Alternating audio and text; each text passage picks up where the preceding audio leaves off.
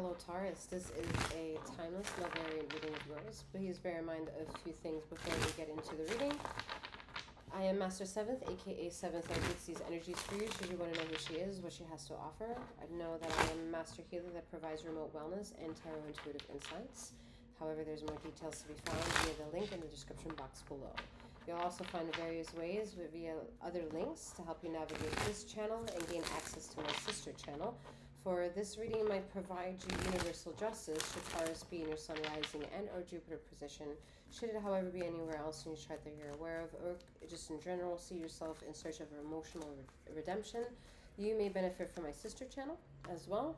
And I will ask that you check out the description box below to see whether or not any of the content between either of the channels, which are timeless, is of benefit for you. Okay? Know that this is not a one-to-one reading. This is a general collective insight, so use your discernment to take all of that which belongs to you and leave the rest behind. Alright, so for starters, we're starting off with the World and the Queen of Cups. So we're a bit in the feels, but we're fragile to step into the feelings of emotions, whether that's trying to elevate a relationship now, elevate the relationships with friends, and rejuvenate the relationship with family, make amends, make promises, fulfill them, showing up, being on time, whatever. Whatever it entails to base a relationship, base a relationship as a situationship, a companionship, partnership, marriage, and all that other stuff is contingent on you having to make choices, and some of you are not yet ready to make some of those finite decisions. You don't want to be robbed of another opportunity. You don't want to feel like you're losing out on anything. And I think that more or less also answers to a question that answers to the question that's like the elephant in the room, whether or not you're happy in the place that you are now.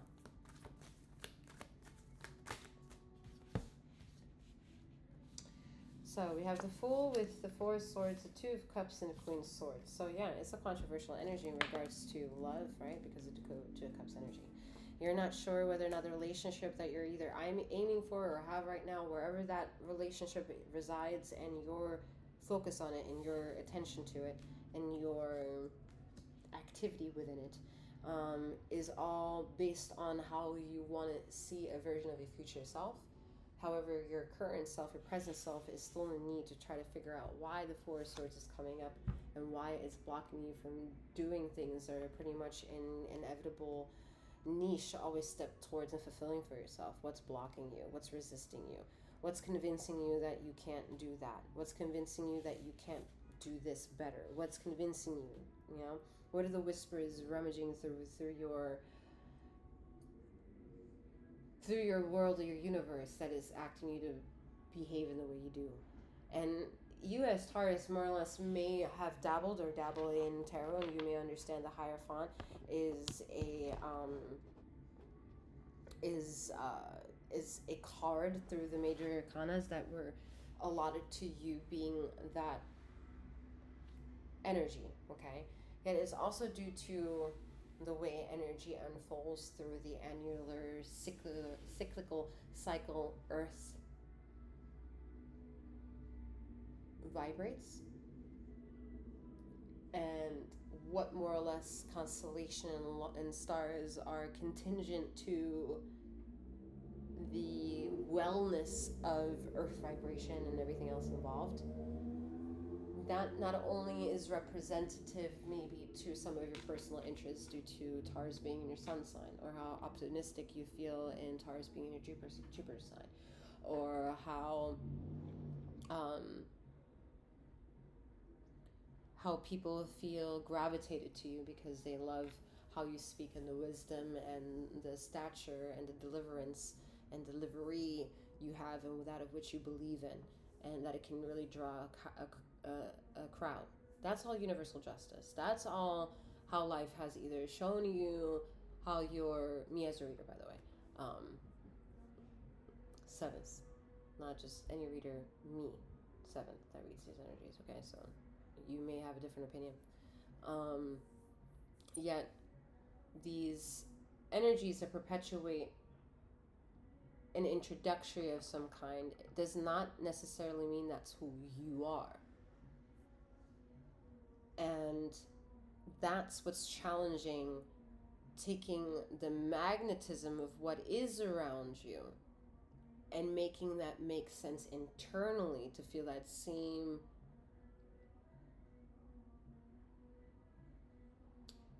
royalty inside.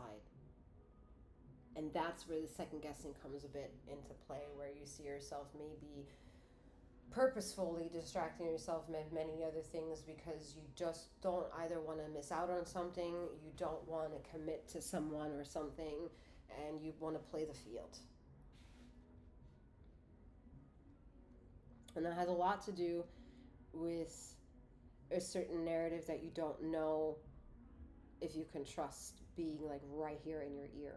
Whether that's your remembrance of your twin flame dialogue or controversial karmic twin flame needing to make its manifestation to you and be that level that you need to enter in this life, or whether it's soulmates, whether it's friends, family, just a general person. Being a human and understanding your human experience is not contingent on that journey of figuring out if you fit that narrative. Just be the fitting narrative that we all share the same, which is human, and then you'll figure out most of the things along the way, because being just human is difficult enough. It's difficult enough. It's difficult enough to tell yourself, okay, I really fucked up. I think I just went over. I did too much. You know, let me call myself out for it. Or that maybe I'm like, maybe I did make them feel a little bit. Maybe I was just too much in that regard. Maybe I need to apologize. You know, oh, maybe I'm stressed out. This is being able to recognize when you're stressed or what causes distress. Is a lot of stress to put upon ourselves to figure out that we're in stress and being human takes the cake. Takes the cake. Human frequency is like, yeah, bitch, I make the cake and I eat that shit too. That's human frequency. That's the debate. That's the debate of you shouldn't have your cake and eat it too. And then some others saying, that damn motherfucking right, I'm going to make the fucking cake and eat it too. Trying to understand the pros and cons of that debate is the difficulty of being human. Who's wrong? Who's right? Yeah. All right, Taurus, let's see. I see that most of you who've been on, this has been around in your readings as far as me being a reader, I do see that the continued dialogue of your connection to your universe and your ether and who represents that for you, they're either very absent or far away, and you feel that, and it's more or less making you feel very sad, as if you're doing something wrong. And in that case, you're also looking at it wrong, because that wouldn't give credit to however it is that you've got them this close in the first place. That's not the reason why they might feel at a distance to you or might feel out of reach. And the emotions that come from hearing that and feeling emotional are the detox levels that, if you were to really focus on that, tell the story. And if you know that version of yourself in that full detail, I think you'd understand how to heal and become the magnetized version of the internal world that you're longing to have so much. Ooh, I have the devil coming through, because yeah, I mean, how is the ego going to be shaped with you if you're a magnet? Alright? If you're a fucking magnet and everyone else around you loves you and gives you nothing but reviews and make sure that they review you, and all those reviews go down the telephone pole as like, this person is a good person, and then you yourself can't speak up because you don't want to be that own fucking blemish in your own accolade. You don't want to say, yeah, I'm to be honest, I'm not doing so well. And then one person like, what do you mean? I thought you were doing great. And then all of a sudden there's chaos, because everyone thought they were sharing the accolades that you were doing well when you're not doing well. And then that's all the ego learning about themselves too. Who can you be the realist with?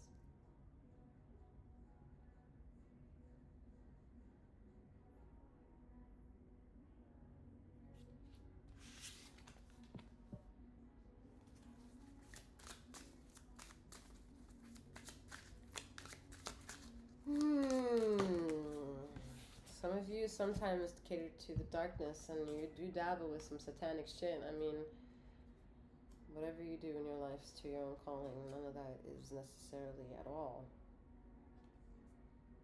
Besides however much I just did. Acknowledged here. But I do acknowledge the devil energy, I tell you that much. Alright.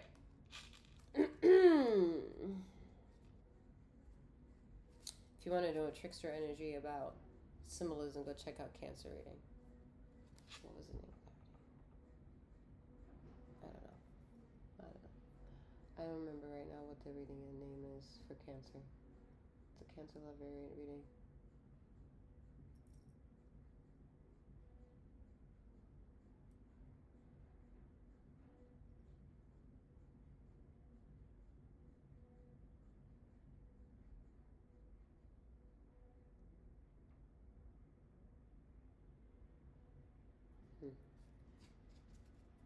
Because that trickster energy is devil energy, saying that there's something else. And are you willing, ready, or able, or even interested to go with that other else? And sometimes other else's can help shape a better your versions, what you want, or help develop new ones because you just didn't know that there was a resource. Is that controversial sometimes doing it? Yes, because it goes against the grain of what it is that you thought you know. Because that what you think you know, you were told to start thinking about. And while you were told to think about those things, to take those into equation, you may have forgotten to take interest of what you yourself is creating, an independent thought. And that's where some of you think that not entrusting the devil energy would mean to not gain access to a full version of yourself. And that's where you completely are misled with the devil energy, should that be the case. The devil makes it more interesting for you to get a better version of yourself, because it's testing you, who you are, by giving you the chance to see whether or not you're going to go with or against something. And then as you do, understand the value of that choice.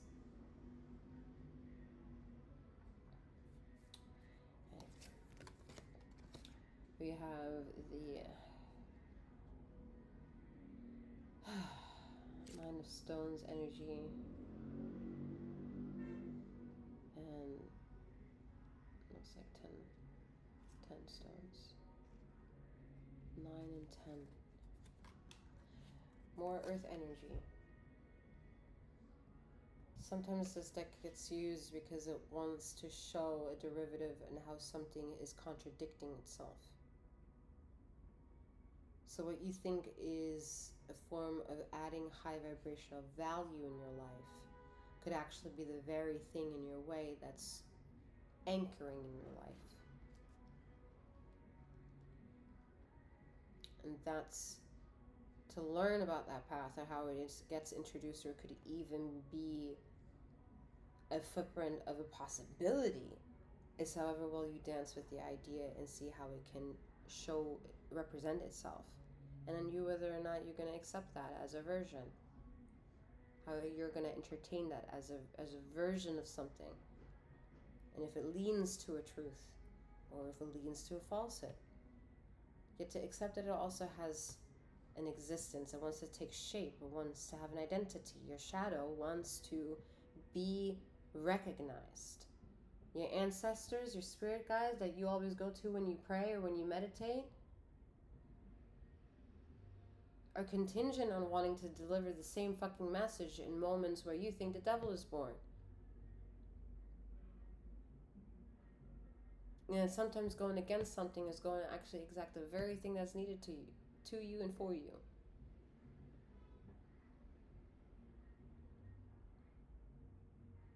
Violence is never the fucking answer. It's never the answer. It's an outcome of. But it's not the answer. And there are people who use it to answer something, and that's not how the devil works. The devil teaches you about offense, defense. and to be the trickster of the trickster energy.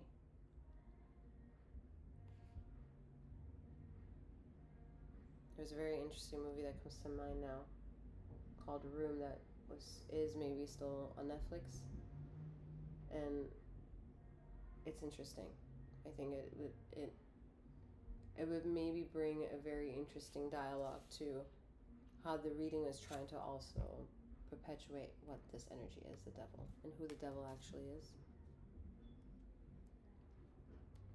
and how it can be an asset to mocking the energy of the devil a little bit.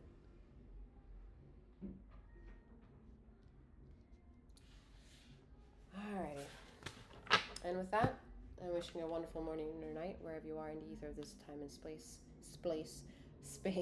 And may you keep flowing, growing, and glowing. Take care.